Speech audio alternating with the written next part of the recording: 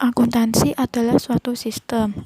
Sistem adalah suatu kesatuan yang terdiri atas subsistem-subsistem atau kesatuan yang lebih kecil, yang berhubungan satu sama lain dan memiliki tujuan tertentu.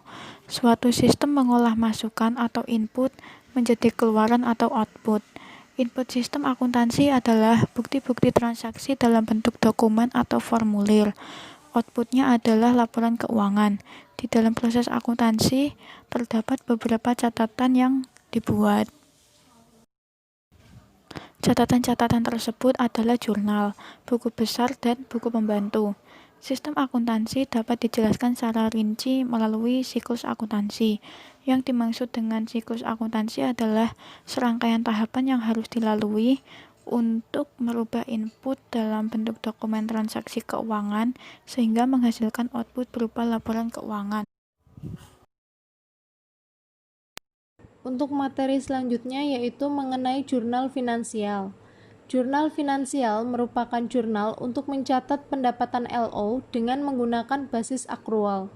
LO atau laporan operasional adalah laporan yang menyajikan kegiatan operasional keuangan yang mencangkup pendapatan, biaya, dan surplus atau defisit disandingkan dengan periode sebelumnya. Pada LO, pendapatan wajib diklasifikasi berdasar sumber pendapatan. Sumber pendapatan sendiri dikelompokkan menjadi 3 kelompok, yaitu 1. Pendapatan pajak, 2. Pendapatan bukan pajak, 3. Pendapatan hibah. Pendapatan LO diklasifikasi berdasar sumber pendapatan dan klasifikasi ekonomi atau fungsi program. Pendapatan wajib diklasifikasi berdasar sumber pendapatan. Beban LO diklasifikasi menurut klasifikasi ekonomi saja, sesuka hati, secara sukarela, dan tidak perlu konsisten atau terus-menerus. Dapat diklasifikasi lanjut dalam klasifikasi fungsi dengan memperhatikan kebiasaan, sejarah klasifikasi, dan peraturan perundang-undangan. Perbedaan antara pendapatan dan beban LO. Pendapatan LO, klasifikasi pertama menurut sumber pendapatan, klasifikasi kedua menurut klasifikasi ekonomi, fungsi, atau program. Klasifikasi ketiga tidak ada. Beban LO, klasifikasi pertama tidak ada, klasifikasi kedua, klasifikasi ekonomi, dan klasifikasi ketiga, klasifikasi fungsi. Pendapatan LO diakui tergantung mana yang lebih dahulu terjadi, penerimaan kas atau hak tagih. Pada saat diterima atau pada saat ditimbulnya hak atas pendapatan. Pada saat hak menagih, pendapatan pengakuan akuntansi, pendapatan berbasis penerimaan (KUN) atau KUD merupakan penyimpangan standar berbasis akrual paripurna. Laporan operasional atau LO untuk pengakuan, pengukuran, pencatatan, dan pelaporan pendapatan. Basis akrual akuntansi pendapatan LO mengakui pengaruh transaksi penghasil pendapatan atau peristiwa lain penghasil pendapatan pada saat transaksi atau peristiwa menyebabkan timbulnya hak atas pendapatan terjadi, tanpa memperhatikan saat pendapatan tersebut diterima dalam bentuk tunai atau bentuk penerimaan lain yang dimodifikasi sejalan dengan subbab.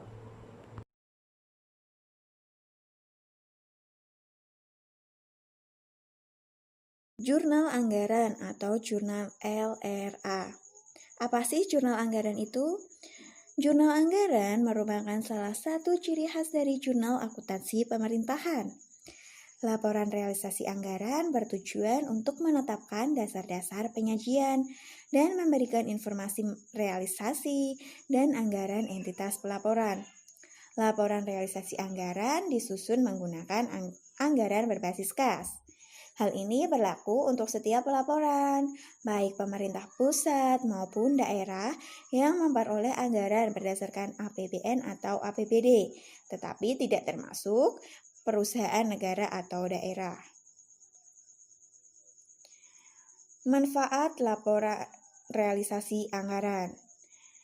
Yang pertama adalah Laporan realisasi anggaran itu menyediakan informasi mengenai realisasi pendapatan LRA, belanja, transfer, surplus atau defisit LRA, dan pembiayaan dari suatu entitas pelaporan masing-masing yang dibandingkan dengan anggarannya.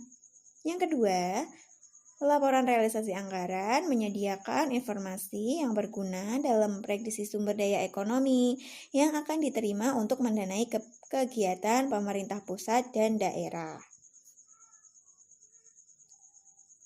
Struktur LRA. Struktur LRA itu adalah sebagai berikut. Yang pertama, laporan realisasi anggaran itu menyajikan informasi mengenai realisasi pendapatan LRA, belanja, transfer, surplus atau defisit LRA, dan pembiayaan dari suatu entitas pelaporan masing-masing yang dibandingkan dengan anggarannya dalam satu periode. Yang kedua, dalam LRA harus diidentifikasikan secara jelas dan diulang pada setiap halaman pelaporan. Kemudian, periode laporan. Laporan realisasi anggaran disajikan sekurang-kurangnya sekali dalam setahun. Isi laporan realisasi anggaran. Laporan realisasi anggaran berisi 1. LRA disajikan sedemikian rupa sehingga menonjolkan berbagai unsur pendapatan, belanja, transfer, surplus atau defisit, dan pembiayaan yang diperlukan untuk penyajian wajar. Yang kedua, LRA sekurang-kurangnya mencakup pendapatan LRA, belanja, surplus atau defisit LRA, penerimaan pembiayaan, pengeluaran pembiayaan, pembiayaan neto, dan sisa lebih atau kurang pembiayaan anggaran. Yang ketiga, pos judul dan subbab jumlah lainnya disajikan dalam LRA apabila diwajibkan oleh pernyataan standar akuntansi pemerintahan ini atau apabila penyajian tersebut diperlukan untuk menyajikan LRA secara wajar. Informasi dalam LRA.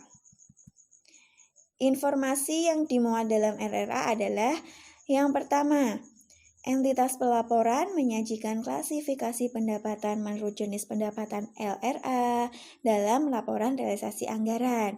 Dan rincian lebih lanjut jenis pendapatan disajikan pada catatan atas laporan keuangan.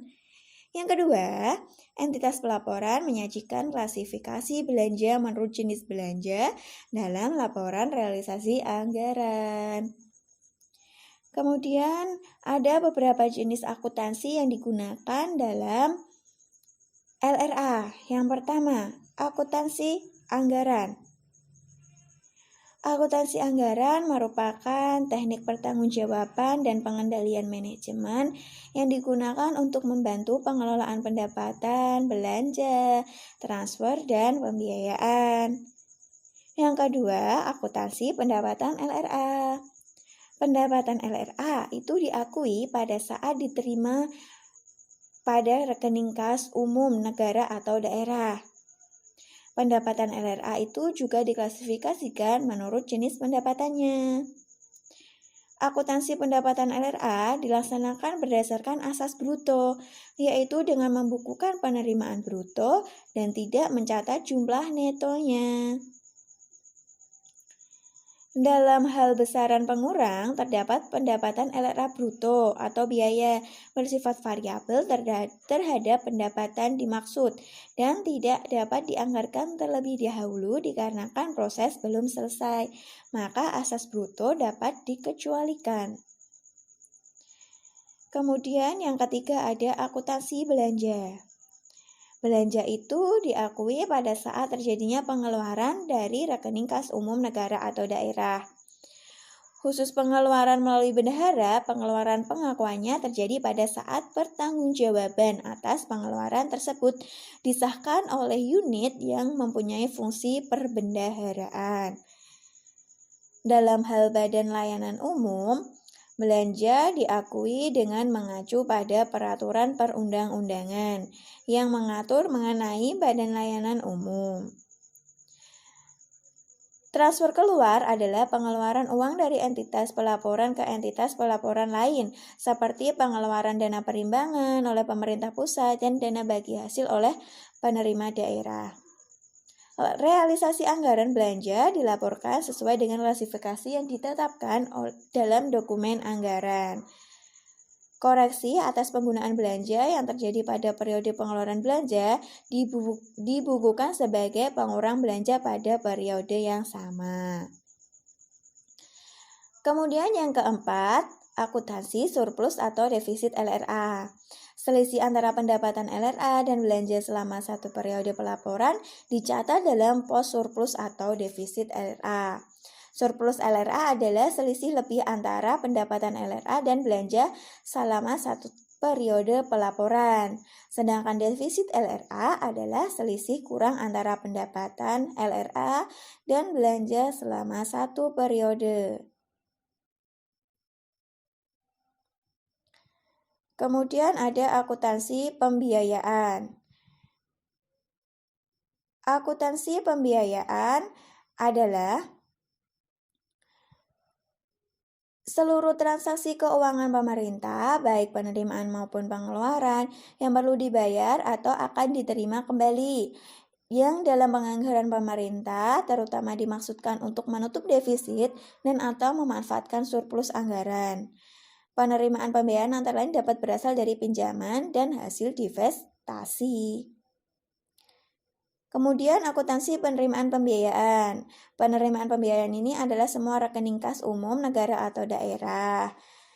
Antara lain bisa berasal dari penerimaan pinjaman, penjualan obligasi, dan lain-lainnya. Penerimaan pembiayaan ini diakui pada saat diterima pada rekening kas umum negara atau daerah. Akuntansi penerimaan pembiayaan dilaksanakan berdasarkan asas bruto, yaitu dengan membukukan penerimaan bruto dan tidak mencatat jumlah netonya. Yang kemudian ada akuntansi pengeluaran pembiayaan. Pengeluaran pembiayaan adalah semua pengeluaran rekening kas umum negara atau daerah, antara lain berupa pemberian pinjaman kepada pihak ketiga, penyertaan modal, dan sebagainya. Pengeluaran pembiayaan ini diakui pada saat dikeluarkan dari rekening kas umum negara atau daerah. Kemudian ada akuntansi pembiayaan neto. Pembiayaan neto adalah selisih antara penerimaan pembiayaan setelah dikurangi pengeluaran pembiayaan dalam satu periode tahun anggaran tertentu. Selisih atau lebih kurang antara penerimaan dan pengeluaran pembiayaan selama satu periode dicatat dalam pembiayaan neto. Kemudian ada akuntansi sisa lebih atau kurang pembiayaan anggaran. Silpa atau sikpa adalah selisih lebih atau kurang antara realisasi penerimaan dan pengeluaran selama satu periode pelaporan. Selisih lebih atau kurang ini antara lain realisasi pendapatan LRA dan belanja, serta penerimaan dan pengeluaran pembiayaan selama satu periode pelaporan, dicatat dalam pos silpa atau sikpa. Kemudian yang terakhir ada transaksi mata uang asing. Transaksi mata uang asing harus dibukukan dalam mata uang rupiah. Dalam hal tersedia dana dalam mata uang asing yang sama dan yang digunakan dalam transaksi, maka transaksi dalam mata uang asing tersebut dicatat dengan menjabarkannya ke dalam mata uang rupiah berdasarkan kurs tengah bank sentral pada tanggal transaksi. Dalam hal tidak tersedia dana mata uang asing, maka yang digunakan untuk bertransaksi dan mata uang asing tersebut dibeli dengan mata uang asli lainnya.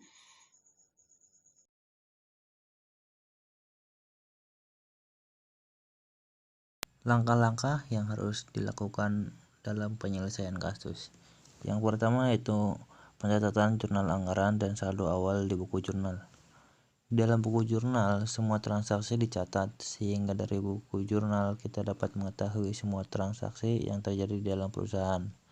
Buku jurnal dirancang sedemikian rupa sehingga dapat menampung penjelasan-penjelasan yang menyertai transaksi tersebut, karena buku jurnal merupakan sumber pencatatan transaksi ke dalam rekening buku besar. Yang kedua yaitu analisis transaksi, pencatatan transaksi di buku jurnal.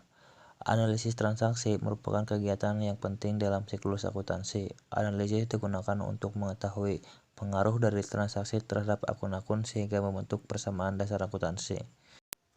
Langkah yang ketiga yaitu pencatatan jurnal penyesuaian di buku jurnal. Adapun tujuan dari penulisan ayat jurnal penyesuaian adalah untuk mengkoreksi perkiraan-perkiraan yang ada sehingga mencerminkan keadaan aktiva, utang, modal, pendapatan, dan biaya yang sebenarnya. Yang keempat yaitu posting di buku besar.